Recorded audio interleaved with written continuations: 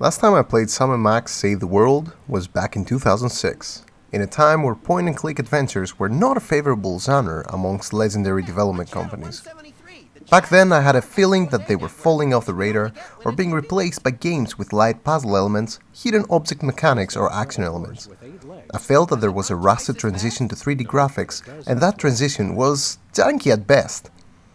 Then a new company, formed by former LucasArts developers, decided to develop and finally release the game that was the reason their creation existed in the first place. The company's name was Telltale Games, and the name of the game? Sam & Max Save the World. Have no fear, simple citizens. The freelance police are here to keep the peace. Jumping 12 years later, Telltale Games, after a fantastic run with incredibly popular series like The Walking Dead and The Wolf Among Us, the company is given credit for being the ones who thought of narrative choices that led to branching storylines, plus for bringing adventure games back to life. Does not exist anymore. History repeats itself though, and a group of former Telltale Games developers created their own studio, Scancape Games, bought the rights to Sam & Max, and just released a remastered version of the original.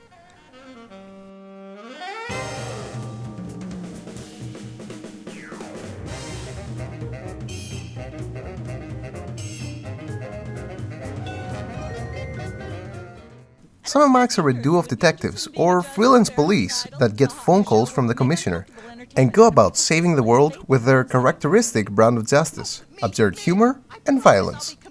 And this game is definitely absurd.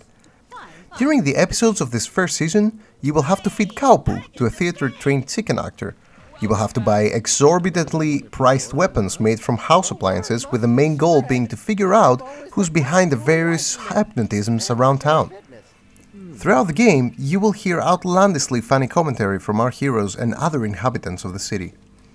I'm not kidding when I say that there was a joke in the first episode that took me off guard when I heard it back in 2006, and I still remember it today. 14 years later, I still remember it. 14 years later. He's a former child star? Oh, just lock him up and throw away the jail. The game dates itself with references to various people that I'm sure were the talk of the town back then, but now I had forgotten they even existed.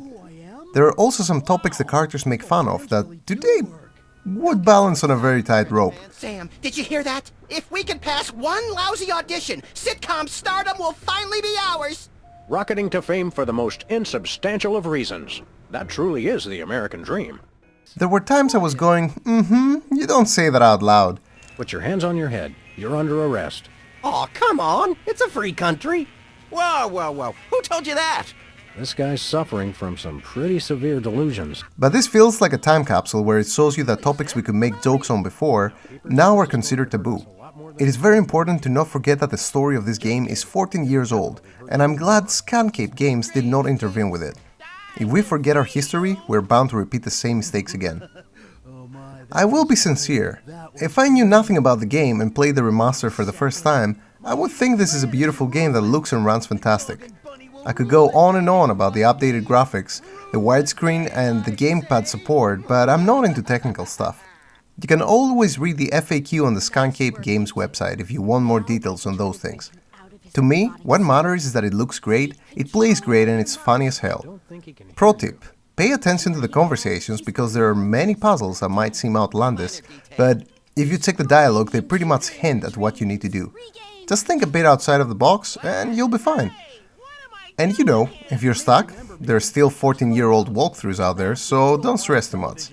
Personally, if a completely new Sam & Max game released today and looked like this, an adventure one, not a VR one, I'd be perfectly happy. The developers did a mighty fine job to breathe life to a beloved franchise, and I hope they have the success needed to remaster the other 2 seasons, plus hopefully release an original Sam & Max story. If you want to get a taste of good old point-and-click adventures with contemporary quality of life changes, don't miss Sam & Max Save the World Remastered. Even its price is very good for what you're getting. I just hope the wheels of history break and Scancape Games will have all the success of the company they emerged from, but none of the mistakes. We've got to find this Brady culture and stop him before he hypnotizes every consumer of cheap self-help videos. Ooh, can I have his hair when we're done? Only if you keep it on a leash.